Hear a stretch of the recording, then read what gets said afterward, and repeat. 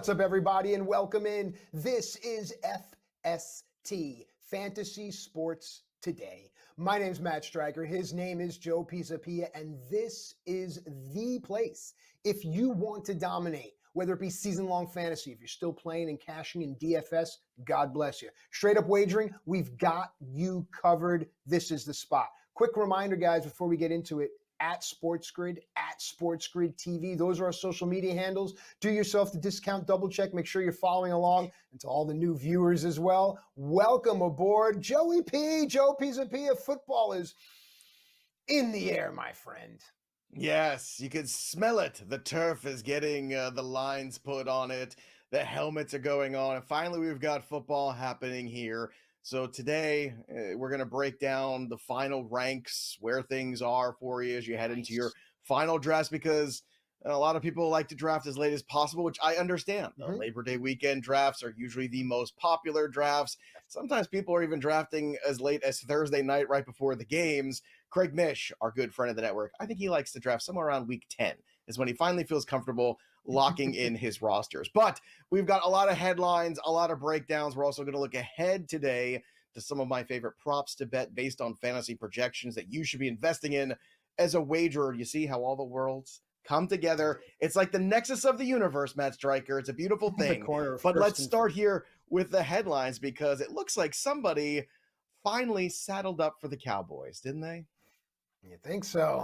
Finally, indeed. It looks like the entire market can settle as CD Lamb settles on a nice deal to set the trend here. Joe, you were pounding the pavement about the fact that Dallas cannot let this linger on for a myriad of reasons. So now finally, the Cowboys have CD Lamb. They have the contract. You expect everything else to fall into place. Brandon Ayuk. The next name on the list is Jamar Chase. And I've heard people saying that if you, Joe, hypothetically had the 6th pick coming up in your draft and the normal players are gone, are you investing that in a Jamar Chase after all this CD signing, Brandon signing, so on and so forth? I'm on first name basis with both guys, by the way. Yeah, it's nice you guys are hanging out. You guys text? And if you do, can you text him and find out what's going on? Look, contract stuff happens every single year. Chase has been around camp and in camp. I think everyone's just waiting for the CD Lamb deal to get done. I think it's a lot of posturing and nonsense, but I am not concerned about drafting Jamar Chase still. I think Chase is ready for a potential season like we saw CD Lamb have last year, which would make him incredibly valuable, because if he has that kind of year, then he's going to get that kind of contract next offseason. And I think that's probably what the Bengals are pushing towards, and I understand why. But if you look at CD Lamb's projections here, he's projected to be around the wide receiver 1 or 2 again this year, 1,489 yards, over 100 receptions, over 10 touchdowns more likely. And I'm looking at CD Lamb once again as a very comfortable number 1 overall pick. Why? Because he is the offense of the Dallas Cowboys. So this is why I was, as Matt said, pounding the pavement, pounding the table. I was just yelling and screaming, like, come on. Are we really not going to get this done, Dallas Cowboys? You have no other choice. What are you going to do? Rely on Ezekiel Elliott to carry the offense here? I mean, it's crazy. It's silly. It was ridiculous. It was always going to get done. So Now it is done. Now everyone can breathe a sigh of relief. And if you got any discount on CD Lamb, then I got one in a draft that was happening a couple weeks ago where things were kind of hung up in the middle. I think you take it and you run, and you're very happy about it. And you hope that, just like everybody else, he stays healthy.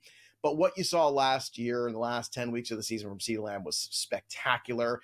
And it's the breakout season we've been waiting for. I think a lot of us in the fantasy community have been waiting for the CD Lamb number 1 wide receiver type season, like overall kind of season.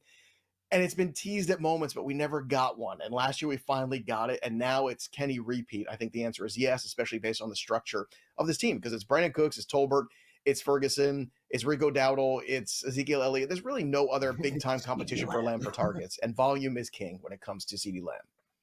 Yeah, and I agree with you wholeheartedly. So now let's talk about how it all shakes out here. So Brandon Ayuk signs for 4 years as well, but $16 million less. Poor Brandon Ayuk. Now, the understanding is that the Patriots and the Browns were in talking to the agents and offered even more money, but Ayuk at the end of the day stays where he should be. What do you think this does? How does this make you feel about drafting all of the Niners, and what does it mean for wide receivers as a whole? Well, you know me, I'm a little bit of a fade of the Niners, not completely, but they are very expensive this year. And if you look historically, sometimes things don't go well for the teams that lose Super Bowls, especially in last second, heartbreaking kind of fashion. We have a lot of data on this. And every year we come into the same thing where we go, oh, of course, everything's going to be great again. And it never is, almost never. Just ask the Eagles and how things went in the second half of their season.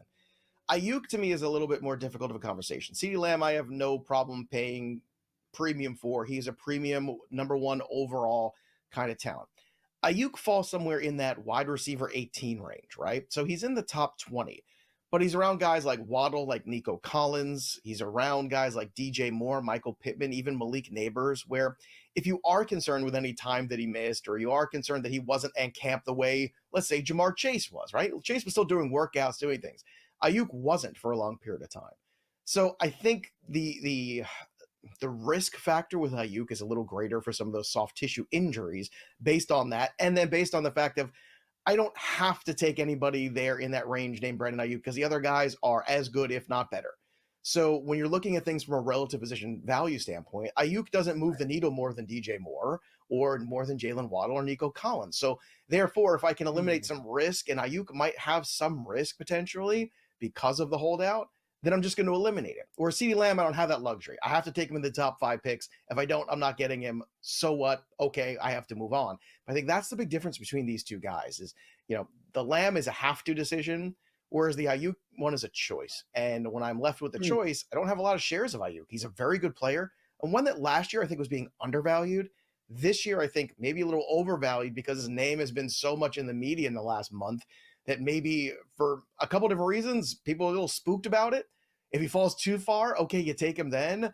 But chances are that's not going to happen. And chances are the pivots in that same range are equally as talented and productive as Ayuk could be. Excuse me. I like where you're taking this conversation, especially ahead of so many people entering into very important drafts. So you're taking it into this wide receiver conversation. We need to understand that certain wide receivers, certain tiers are completely understood, right? I'm starting to sound like a political candidate here. I'm going to talk with my hands now and just start describing words, but they're understood. And then you have the murky waters. So now let's say Puka Nacua says he's ready to roll week 1. Now, what does that mean to a fantasy manager? What does that mean to you as you're drafting? Now the uncertainty starts to wane a bit. Who's around Puka Nacua, and what does this mean for you, Joe?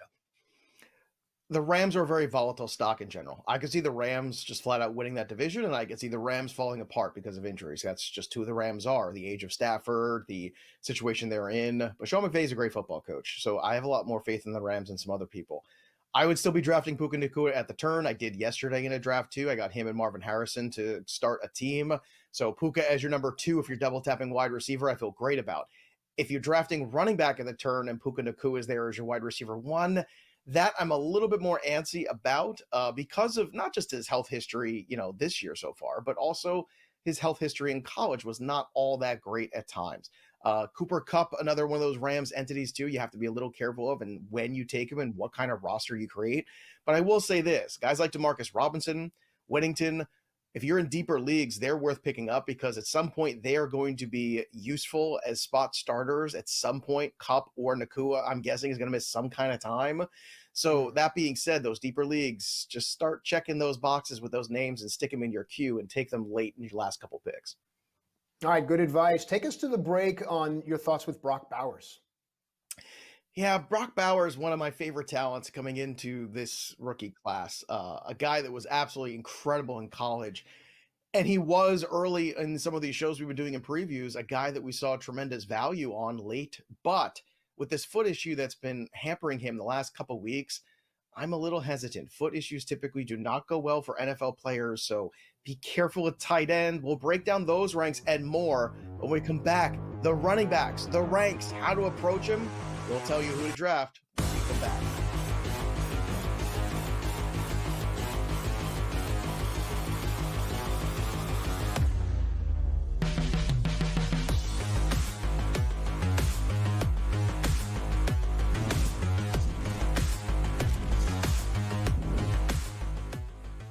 The sharpest football contest show in the land, the Las Vegas Football Contest Show, focuses on Circus Sports Million, Circus Survivor, and the Westgate Super Contest, handicapping the games and releasing our contest picks every week of the season. With two former Super Contest winners, Brady Cannon and James Salinas, a former NFL player, Mike Pritchard, and over $1 million in contest prize money won combined, the Las Vegas Football Contest Show will have you prepared this season like none other. Carlos Alcaraz has won the last two Grand Slam titles at the French Open on the clay and at Wimbledon earlier this summer. He enters as the favorite. You have a bunch of depth there. Francis Tiafoe, Ben Shelton. They will likely play in round 3. The winner would play Djokovic, most likely, which would be an incredible match. I like Ben Shelton as a sleeper. If Djokovic is hurt, you never know. I think Shelton could actually be the guy that gets hot. The conditions favor him. The Early Line, only on SportsGrid. When you're really, really amazing like this, people kind of take it for granted. Same with Ohtani, right? People will sort of see, oh, Ohtani did this, Ohtani did that, and it sort of, becomes normalized a little bit. But to put in context, Aaron Judge joins the 1,000 hit club, reaches, gets it done. So earlier this month, he was the fastest player to reach 300 home runs ever. Sports Rage Late Night, only on SportsGrid. The leftover language would be the million shy of what Jefferson makes Jefferson a better player. If you want to believe that, I'm not sure I buy that he's that much better than CeeDee Lamb. Tony Pollard's gone.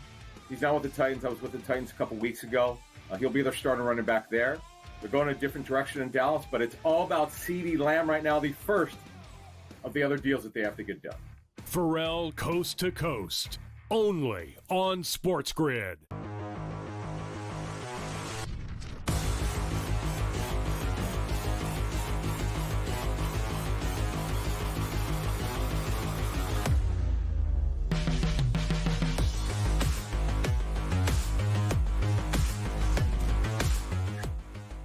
All right, welcome back into FST Fantasy Sports Today. Matt Striker and Joe Pisapia with you here, giving you everything you need to dominate. This is the place. By the way, Joe Pisapia is the author of the Fantasy Black Book. I'm sure you've heard of it. If you haven't, do yourself a favor in the next break and go check it out. And then when you come back, your whole entire world has changed. And we all say together, thank you, Joseph. So with that, welcome, thank you.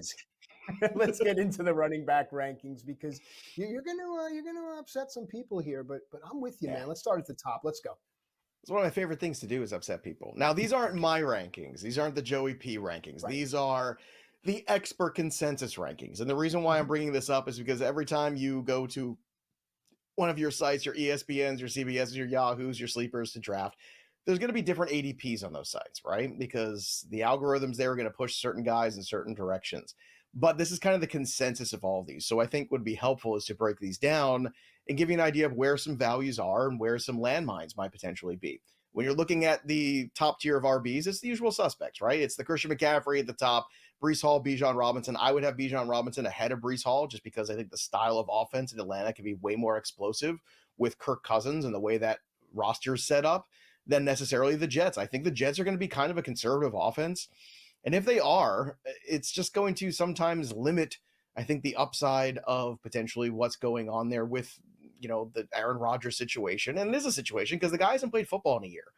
And everybody thinks I'm being, stupid when I talk about, well, why didn't he play at all in preseason? Well, we're trying to keep him healthy. How about you get him ready? How about you waited all year to get him ready and he still hasn't gone out there to take some preseasons? I'm not saying he had to play a whole preseason game or even a quarter. How about one drive? How about two drives? How about something? He's 40 years old. Let's get the feel back. I understand practice is great and everything is sunshine and roses, but I don't know. For me, it's Bijan over Breece Hall. Next, you have Jonathan Taylor, Jahmyr Gibbs, Saquon Barkley. This is a tier that has upside and volatility in a half PPR, and that's where these rankings are. I'm fine with taking one of these guys at the turn here if you feel comfortable and you want to get your RB. They're good values. But right after that is Derrick Henry at 7. And if you are, let's say, in the middle of a draft there and you take Amon-Ra St. Brown with your first pick and then Derrick Henry makes it back to you in the second round, you take him. You take him because he's going to get touchdowns, he's going to get carries, he's going to get volume, he's going to get yards, he's going to get everything you want there. So you're in good shape there. Travis Etienne next, Kyron Williams, and Isaiah Pacheco. The next guy on here is Devon Acham, and he is going aggressively at 11. And this is one of those make or break picks. He is either going to probably come away with 1,200 yards rushing and, 14 touchdowns, and it's going to be a glorious season, or it's going to be an incomplete. And this pick can really hurt you. So a lot of this has to do with what sort of drafter you are, what sort of stakes you're playing for in your league, because Achane is not just all upside. There's a lot of it, but there's downside too. I'm not shying people away. If you get him in the third round, I think it's a really interesting situation, especially let's say you start a team with Breece Hall or Bijan, you take a big wide receiver in the second round, third round, Achane still there. It's a really interesting temptation, and depending on what the board looks like, I get it. I like him a lot more as your second RB than as your first, but if you do take him as your first, make sure you back it up with somebody that's pretty steady. Matt, what do you think of that assessment of Achane? And are you somebody that thinks that Achane is worth that risk/reward potentially? Well, it's a great question, and the reason is because I'm hearing so many people talk about this dilemma. I know so many people that would prefer Bijan and Derrick Henry, even in Saquon, over Christian McCaffrey. But in order to do that, you have to draft it in a smart way. So that's why I've been off of Achane on a lot of drafts, unless it's just falling into my lap and I can't deny it. And to the point, Joe, I'm finding myself going wide receiver first, then a running back, because in my mind, outside of Bijan, Derrick Henry, Saquon one, if you have the first pick, are you taking Saquon? That's the question. So if I'm having that question about Saquon Barkley, you can imagine my dilemmas on guys like Achane, even Kyron Williams. Let's go now to the second rank here, because people are pulling their hair out, but I don't think they need to, Joe. No, I don't think they need to. I think the RB2 situation starts off pretty well. James Cook coming off a good year last year. The touchdowns were low, but that's because Josh Allen took a lot of rushing touchdowns away from him. Ray Davis there could also do that. So it could be more of the same. So if you're looking at projections from James Cook, it could be kind of the same deal that you saw last year, where the touchdowns are low, the yardage is good, better in PPR than in half or especially standard leagues. So a lot of these guys, it also depends on what format you're playing in. Always cater to your format. Rule number one. The next guy after him, Rachaad White, I probably got more shares than any other human being on the planet of Rachaad White. I just don't get it. This guy was incredibly steady last year. He catches the football. There's room for more touchdown upside. If you look at what he did last year, the only guy they brought in was Bucky Irving, who's a nice little player, but again, emphasis on the little. He's a little smaller. So I don't see how Rachaad White isn't the lead guy by a country mile here.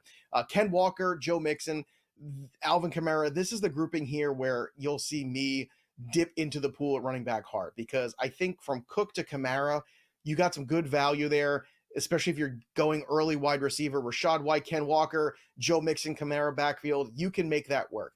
This other part here, the Montgomery, Aaron Jones, Ramondre, Najee Harris, Mostert, DeAndre Swift, there's a lot of landmines, a lot of age here, a lot of concerns with the offense. Yep. So to me, that first part of RB2 is good. The latter part, a little bit more delicate. Maybe stay away, take more wide receivers, and then come back with this next group. Yep, no, I agree wholeheartedly out of that tier. I mean, Joe Mixon would be the only one that I would circle and have any interest.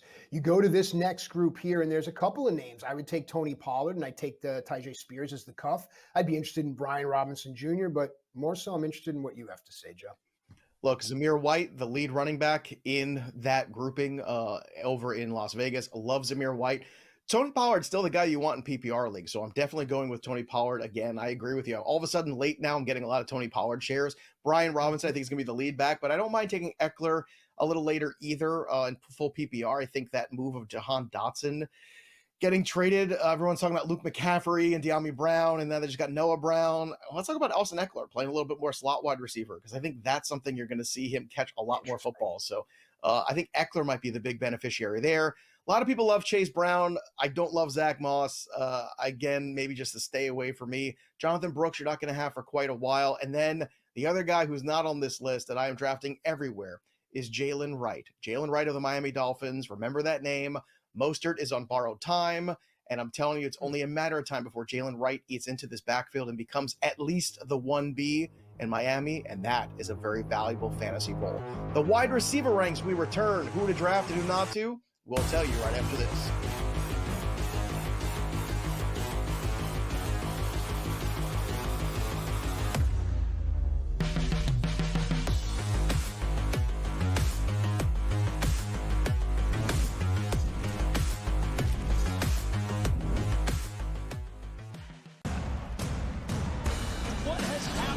What has transpired here at the First Bank Center here in Denver, Colorado?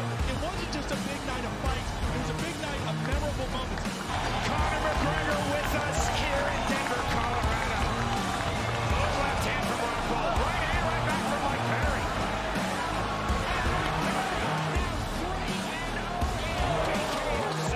Can I get a face-off with Conor McGregor, man? It's an incredible setup here, incredible matchmaking, incredible storytelling. Oh, you had to come here. All these fighters that step in here, warriors, and all have my respect. And I'm into this game, yeah. We'll be into this, yeah. And we are live here in the Maverick Center here in Salt Lake City. What a night. It is going to be historic indeed for BKFC 56. Whoever's the king of violence right here, this is going to be a great fight.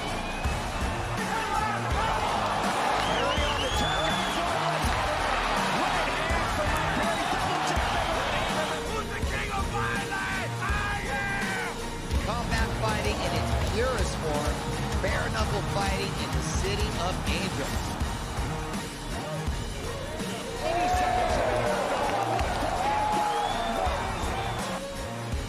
We've got the biggest announcement in the BKFC history we're about to make, so let's make that announcement. What's up, Knucklemania? The notorious Conor McGregor here. Ladies and gentlemen, the huge announcement that I have for you today. Conor McGregor, myself, and McGregor Sports and Entertainment is now an owner of Bare Knuckle Fighting Championship. Welcome to the big leagues. David Feldman, baby, we did it. He's now an owner of BKFC with us, and we're going to take this motherfucking thing all the way to the top now.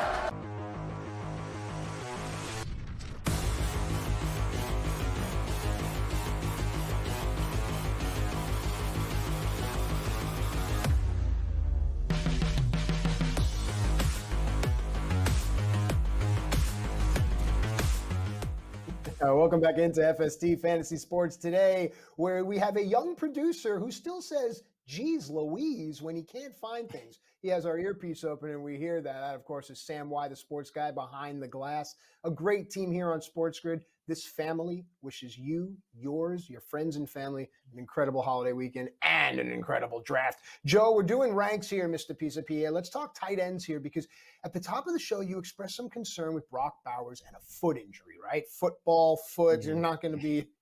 Now, where's that pivot to someone that was saying, man, I'm going to wait, I'm going to grab Brock Bowers from underneath everybody? What do you do now?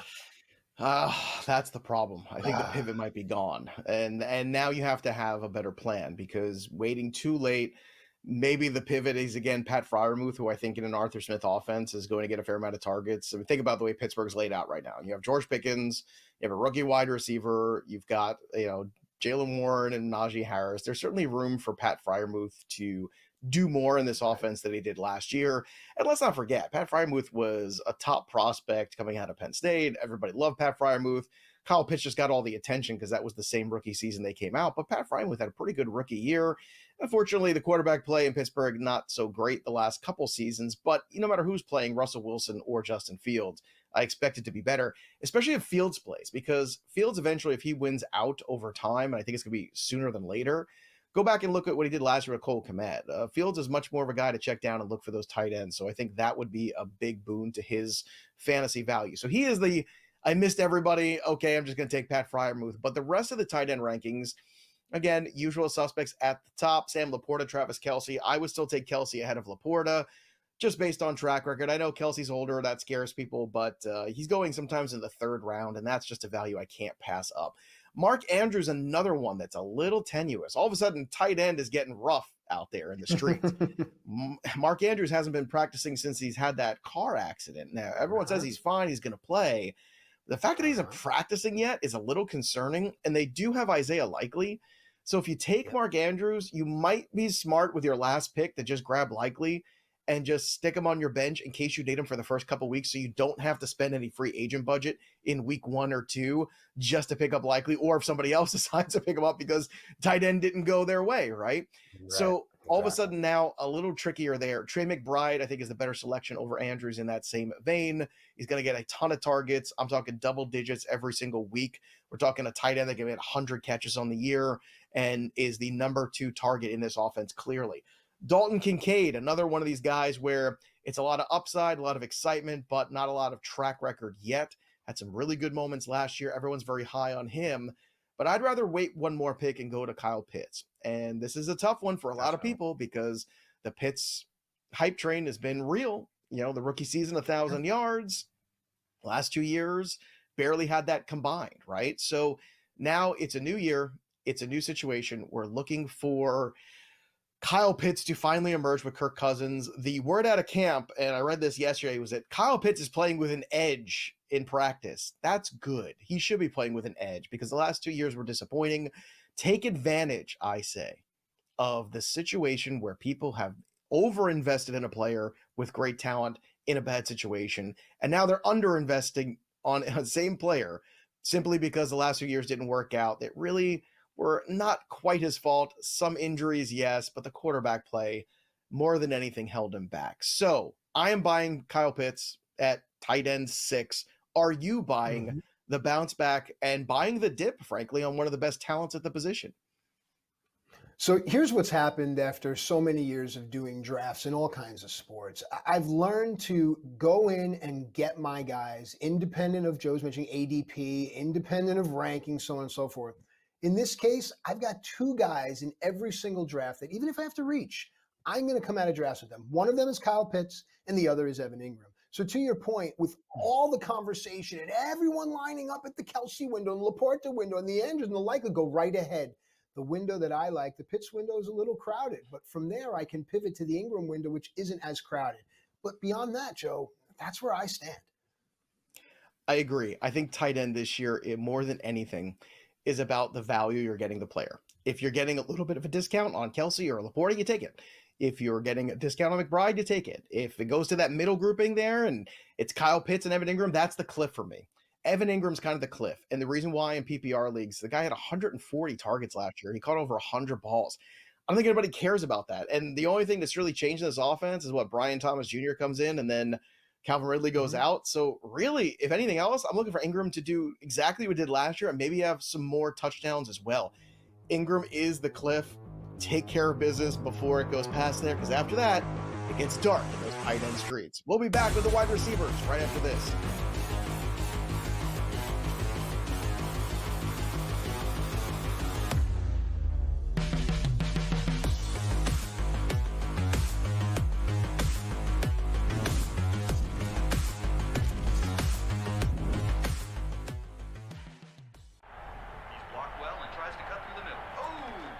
Your gut says Miami is going to win, and you should take the over. Your gut also said your NFT selfies would only go up in value. They didn't. But your head is on SportsGrid and knows the QB is in concussion protocol. The backup has a 45 QBR against the zone coverage. The New York D has the most sacks in the league. So yeah, trust your head. It's smarter to be on SportsGrid.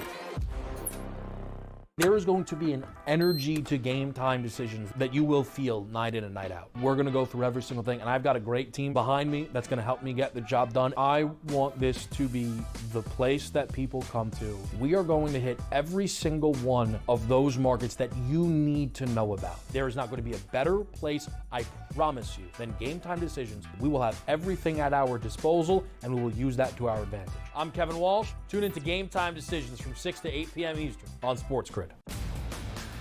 Carlos Alcaraz has won the last 2 Grand Slam titles at the French Open on the clay and at Wimbledon earlier this summer. He enters as the favorite. You have a bunch of depth there. Francis Tiafoe, Ben Shelton, they will likely play in round 3. The winner would play Djokovic most likely, which would be an incredible match. I like Ben Shelton as a sleeper. If Djokovic is hurt, you never know. I think Shelton could actually be the guy that gets hot. The conditions favor him. The early line, only on SportsGrid. The sharpest football contest show in the land, the Las Vegas Football Contest Show, focuses on Circa Sports Million, Circa Survivor, and the Westgate Super Contest, handicapping the games and releasing our contest picks every week of the season.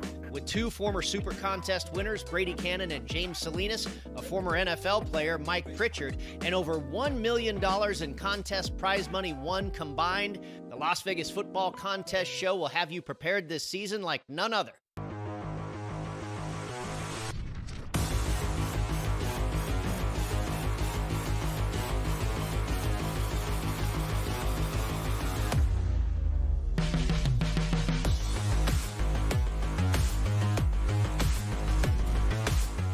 All right, welcome back into FST Fantasy Sports Today. Matt and Joe with you here, getting you ready for your drafts, for the upcoming season, getting you ready to dominate. Joe, we've talked about running backs, we've talked about tight ends. Let's spend some time on wide receiver because it feels a lot of people, when they fade the running back heavy strategy for the draft capital, they find themselves doing wide receivers. So let's do it here. Now, out of these top 12 guys, is 2 that I really want, but I've got to hear from you. Let's start.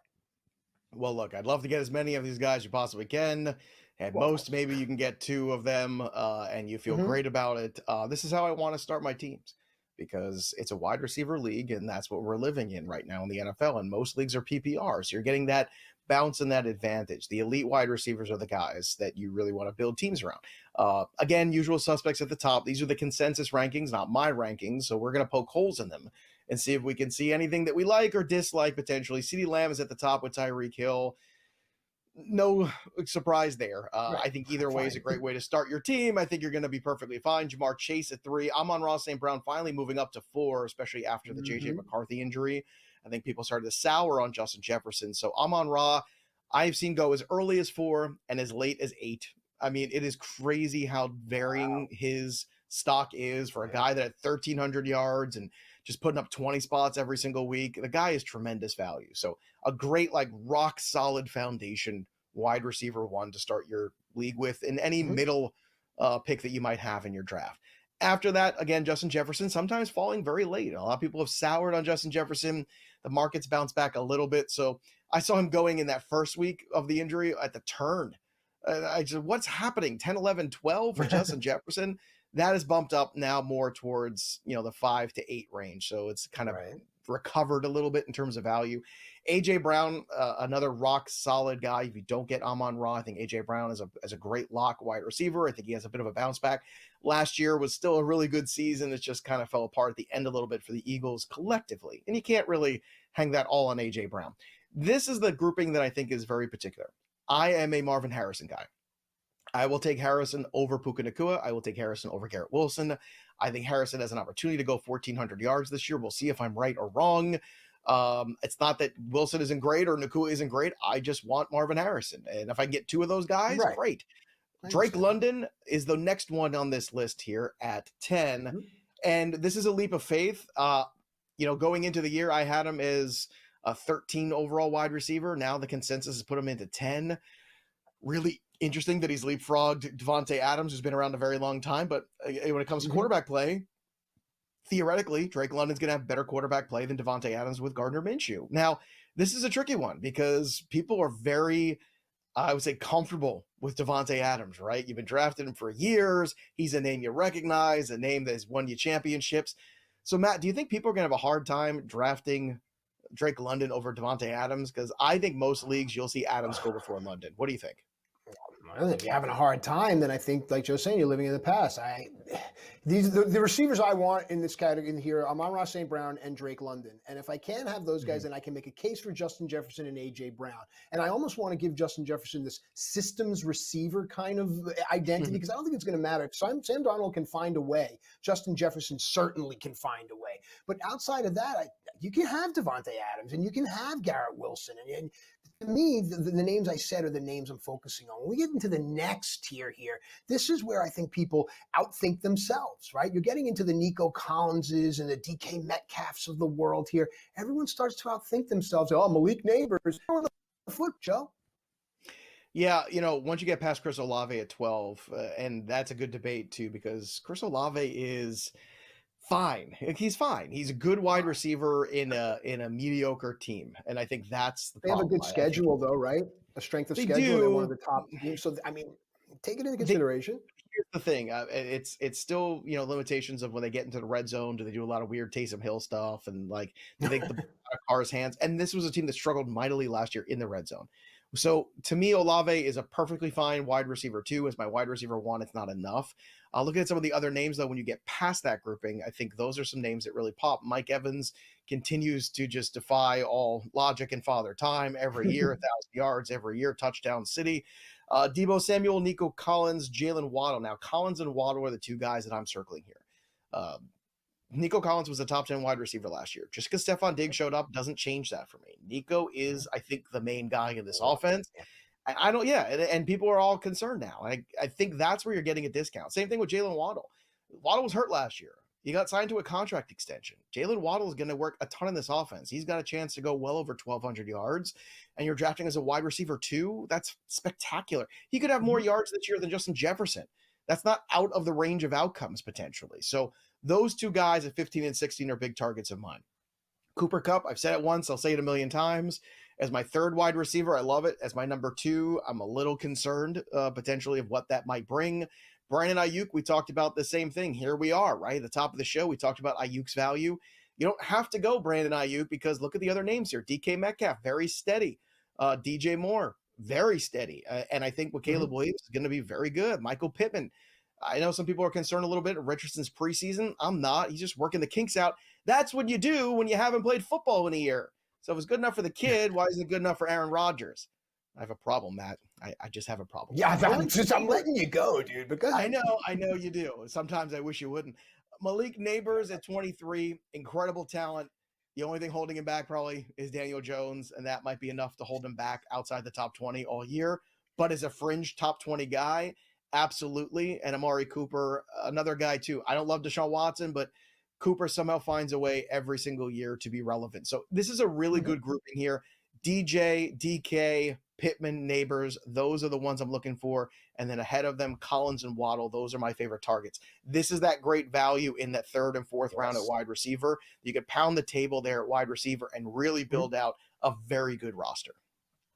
Yep. Give me Nico Collins in that grouping all day long. All right, let's move on. I'm really enjoying this conversation here. We'll go to the next tier. And for me, I'm picking out Terry McLaurin as someone I'm interested in. I also want to know, I know you don't want to spend too much time, but I think Tennessee, when I start to look at them more and more, they have a veteran receiver core. They have Tony Pollard. I think the quarterback play can only get better. Is Calvin Ridley worth something? But I'll let you go. I wouldn't be surprised if Tennessee covers in week 1, to tell you the truth. Like, I already started doing the early line shows over on Betting Pros podcast, and I think you're right. I think you're hitting something there. There is some veteran presence there to surround the young quarterback, and Levis has a lot of warts. Like he 30-30, right? We talked about 30 touchdowns, 30 picks. It's possible. But in this wide receiver rankings, T. Higgins, a good value there as that 1A, and if something happens to Chase, obviously he gets elevated even further. George Pickens, the standout guy there. Rashee Rice is more like a top 20 wide receiver being drafted at 28, and Terry McLaurin at 30 is more like a top 20 wide receiver as well. I am going to continue to look at Deontay Johnson as another guy, too, as a value, who in PPR leagues might not get you a lot of touchdowns, but I think is going to get you double digits every single week, somewhere around 12 to 15 points very steadily in that Dave Canales offense. All right, moving on to the next tier here. A JSN jumps out to me immediately. Jaden Reed and Christian Watson I would circle in this group. Maybe even Brian Thomas Jr., but take it away. Yeah, we all know my love for Christian Watson. And at wide receiver 40, basically, is where he's going. It's just absurd. Give me all the Christian Watson can possibly get. More on him later in the show. We're going to do our deep dive today on Christian Watson, so don't miss that. But Xavier Worthy, explosive. JSN, I think we're finally another post-type sleeper situation, right? A guy coming into the league last year who had a lot of hype, but was behind on the depth chart and then had an injury. He broke a wrist last year. I think people forget that right in August. So he was kind of slow into camp, slow into the season, and had Tyler Lockett still ahead of him. Now it's the inverse. Tyler Lockett dealing with an injury, has not been on the practice field basically at all. And JSN starting to look like a stud finally. And this is a guy who came out of that wide receiver University of Ohio State. So a lot of good hype there. DeAndre Hopkins as a veteran late. He is going way too late in drafts. Odunze, another guy too that as the season goes on, be patient for, and you might get paid. And Lad McConkey, Jameson Williams, two interesting dart throws. Those are the guys at wide receiver. But what about the QBs? We'll tell you when we return.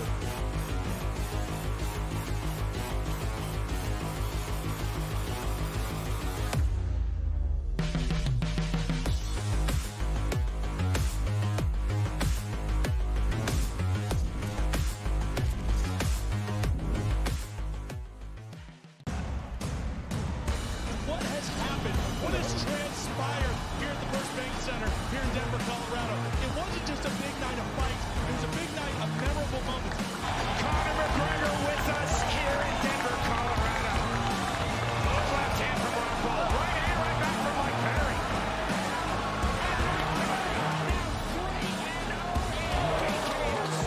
Can I get a face-off with Conor McGregor, man?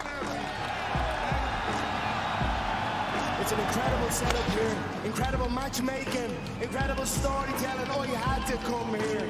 All these fighters that step in here are warriors, and all have my respect. And I'm into this game, yeah. We'll be into this, yeah. And we are live here in the Maverick Center here in Salt Lake City. What a night. It is going to be historic indeed for BKFC 56. Whoever's the king of violence right here, this is going to be a great fight.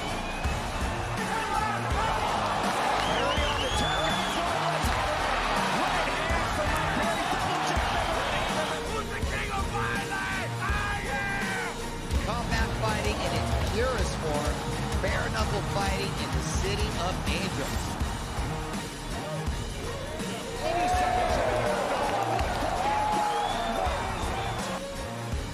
We've got the biggest announcement in the BKFC history we're about to make, so let's make that announcement.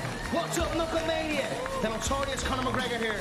Ladies and gentlemen, the huge announcement that I have for you today. Conor McGregor, myself, and McGregor Sports and Entertainment is now an owner of Bare Knuckle Fighting Championship. Welcome to the big leagues. David Feldman, baby, we did it. He's now an owner of BKFC with us, and we're going to take this motherfucking thing all the way to the top now.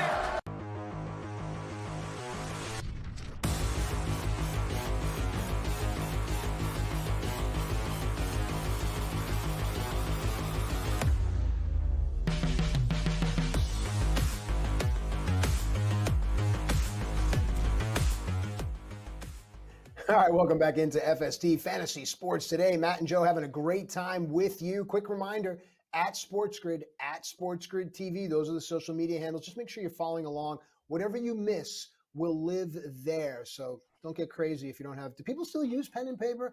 Don't get crazy if you don't have a pen and paper nearby, because we're doing the rankings here. And Joe, the expert consensus rankings. So these are not your rankings. And what we're doing is we're poking holes, all right? That's what we do here. That is the true definition of science, right? So let's poke holes in these ranks here.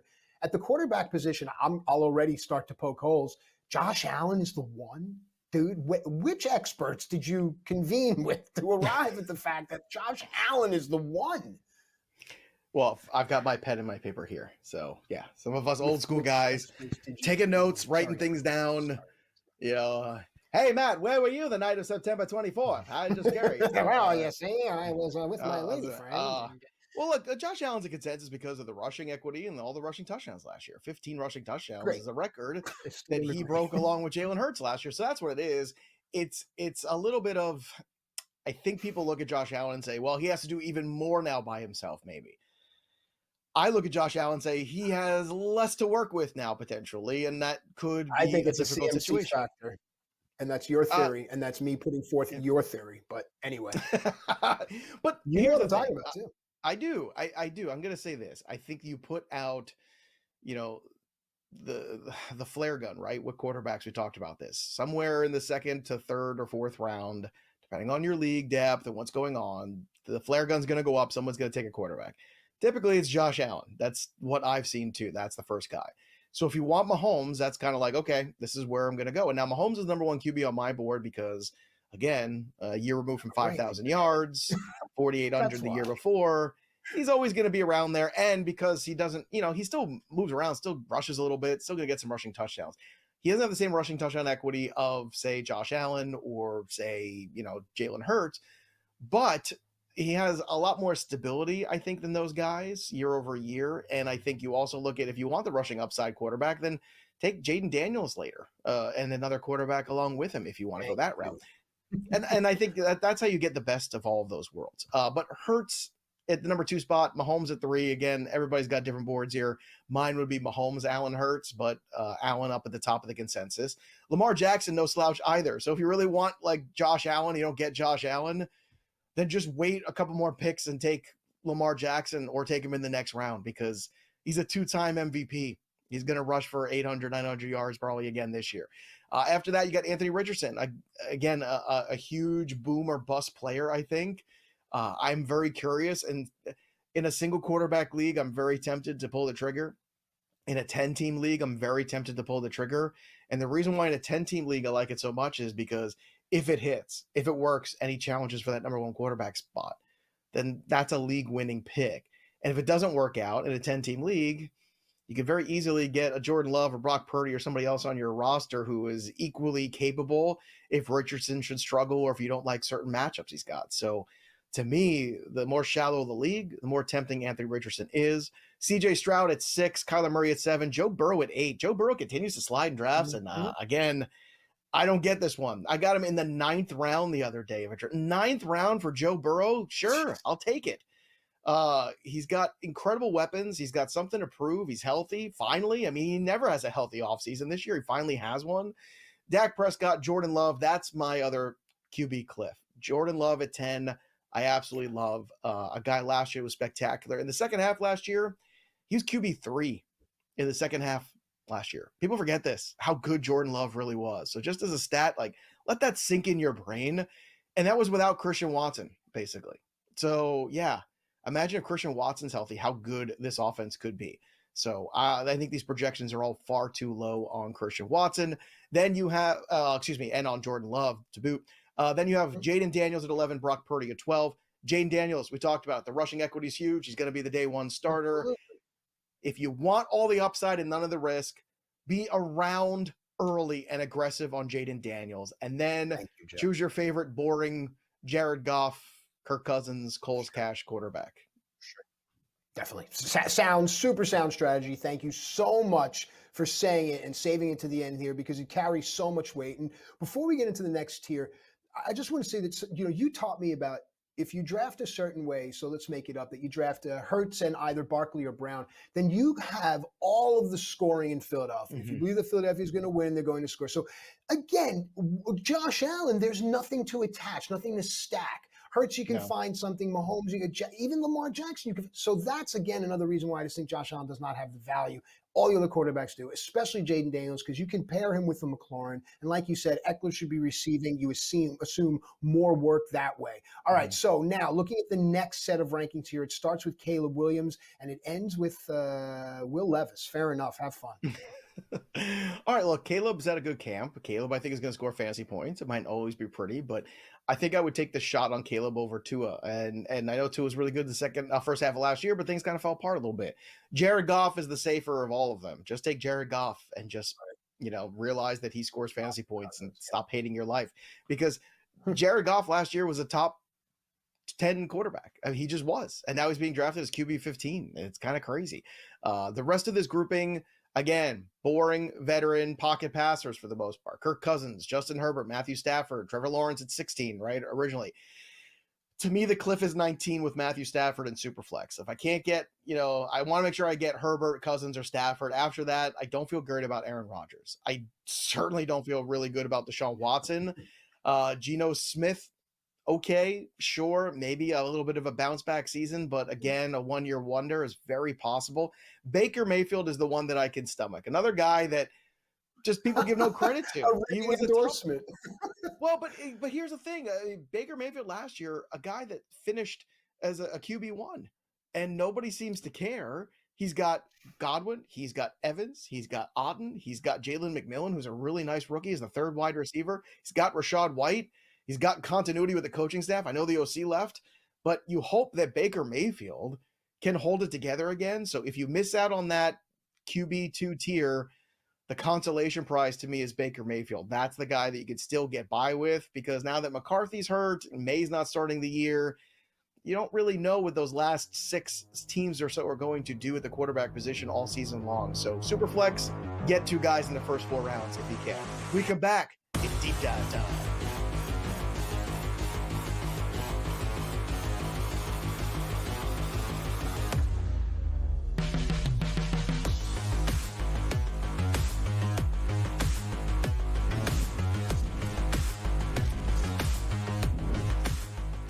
The sharpest football contest show in the land, the Las Vegas Football Contest Show, focuses on Circa Sports Million, Circa Survivor, and the Westgate Super Contest, handicapping the games and releasing our contest picks every week of the season.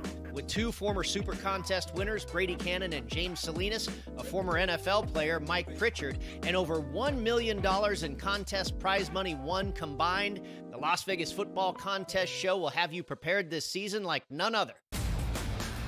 Carlos Alcaraz has won the last 2 Grand Slam titles at the French Open on the clay and at Wimbledon earlier this summer. He enters as the favorite. You have a bunch of depth there. Francis Tiafoe, Ben Shelton, they will likely play in round 3. The winner would play Djokovic, most likely, which would be an incredible match. I like Ben Shelton as a sleeper. If Djokovic is hurt, you never know. I think Shelton's actually be the guy that gets hot. The conditions favor him. The early line, only on SportsGrid.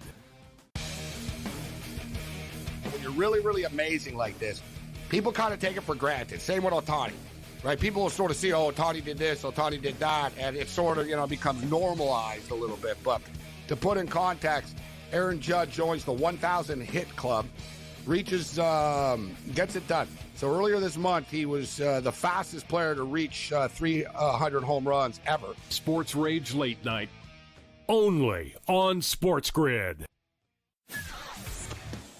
The leftover language would be the million shy of what Jefferson makes Jefferson a better player. If you want to believe that, I'm not sure I buy that he's that much better than CeeDee Lamb. Tony Pollard's gone. He's now with the Titans. I was with the Titans a couple weeks ago. He'll be their starting running back there. They're going a different direction in Dallas, but it's all about CeeDee Lamb right now, the first of the other deals that they have to get done. Pharrell Coast to Coast, only on SportsGrid.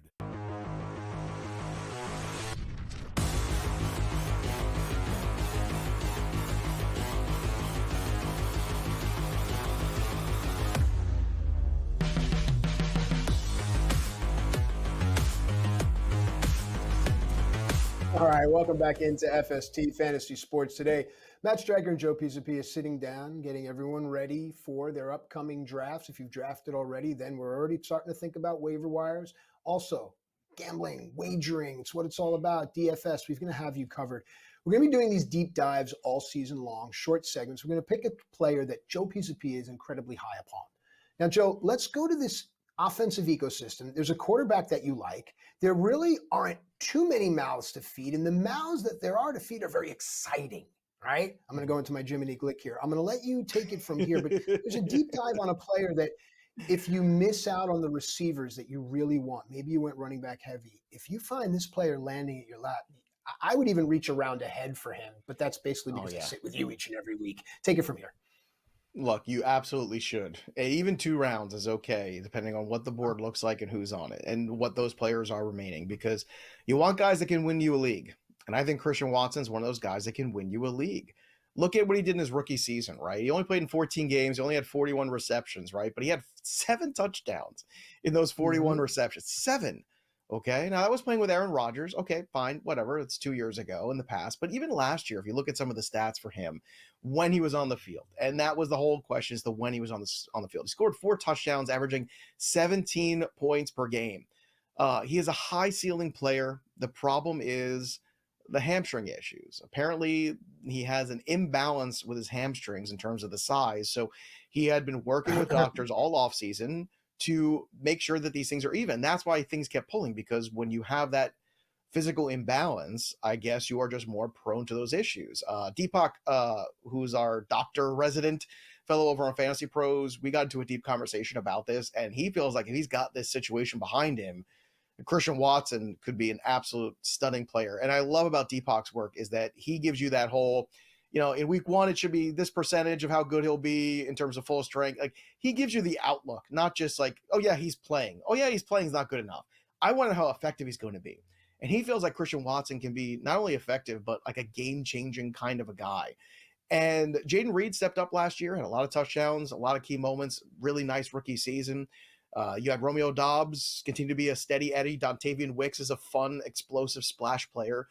But if you're looking for a guy that can win you a league who could finish as a wide receiver 1 who's being drafted as a 4, those guys don't grow on trees.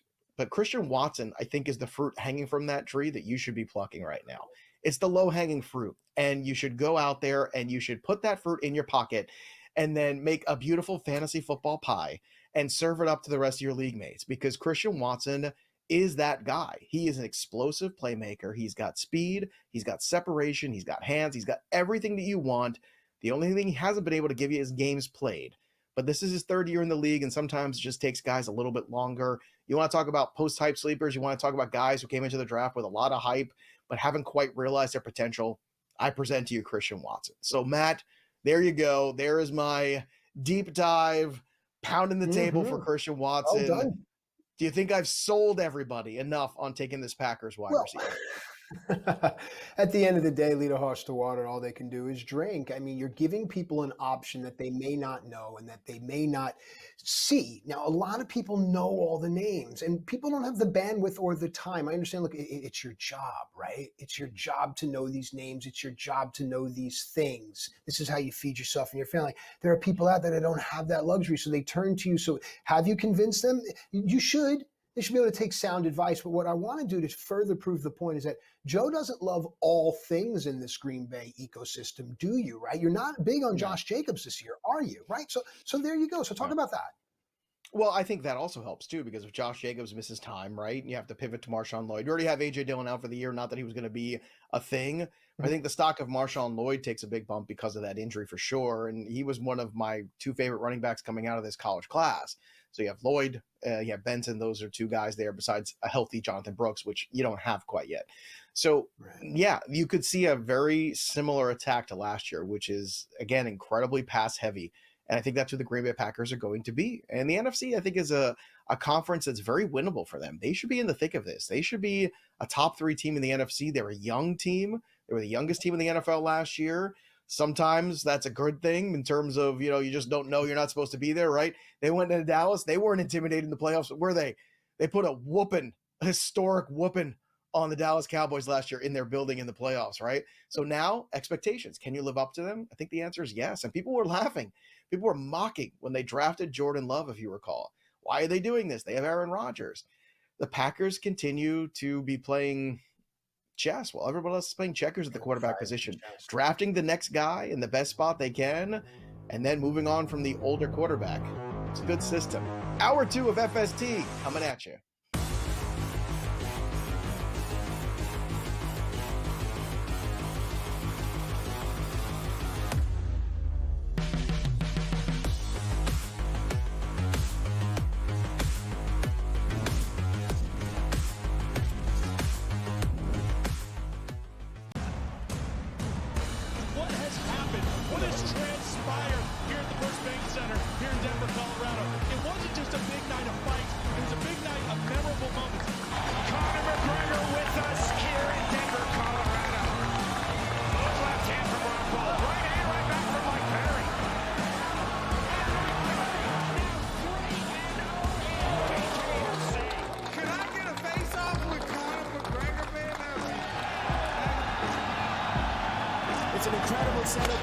Incredible matchmaking, incredible storytelling. Oh, you had to come here. All these fighters that step in here, warriors, and all have my respect. And I'm into this game, yeah. We'll be into this, yeah. And we are live here in the Maverick Center, here in Salt Lake City. What a night. It is going to be historic indeed for BKFC 56. Whoever's the king of violence right here, this is going to be a great fight.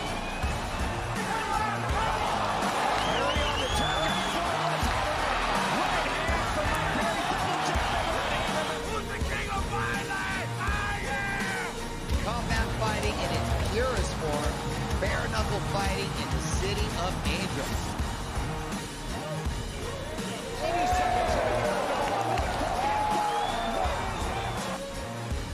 We've got the biggest announcement in the BKFC history.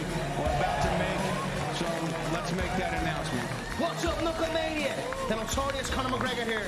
Ladies and gentlemen, the huge announcement that I have for you today. Conor McGregor, myself, and McGregor Sports and Entertainment is now an owner of Bare Knuckle Fighting Championship. Welcome to the big leagues. David Feldman, baby, we did it. He's now an owner of BKFC with us, and we're going to take this motherfucking thing all the way to the top now.